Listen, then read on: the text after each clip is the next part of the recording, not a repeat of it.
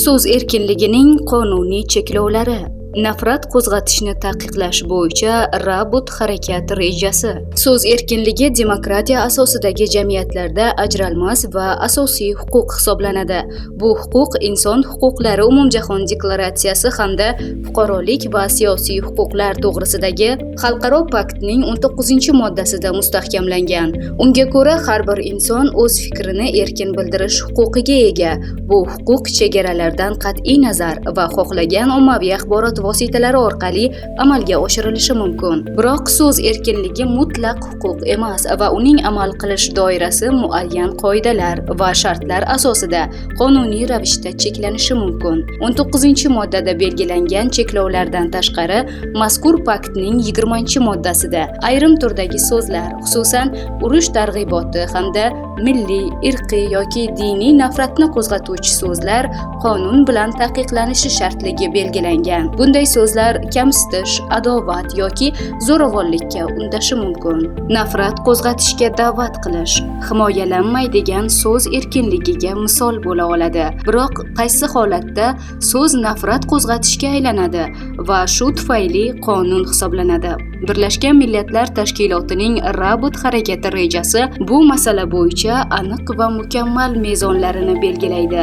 Bu reja so'z erkinligi hamda nafrat va zo'ravonlikka undash o'rtasidagi chegarani aniqlash imkonini beradi.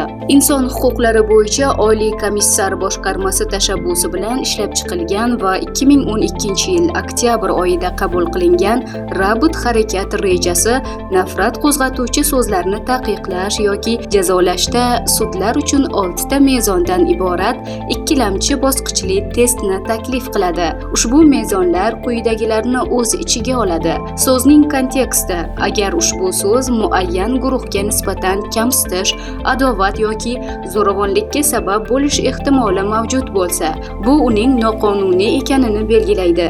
Bu kontekst niyat va oqibatlar bilan bevosita bog'liq. Nutqning jamiyatdagi mavqei so'z qaratilgan auditoriya kontekstida nutqning ta'sir darajasi muhim ahamiyat kasb etadi. 3-so'zning niyati.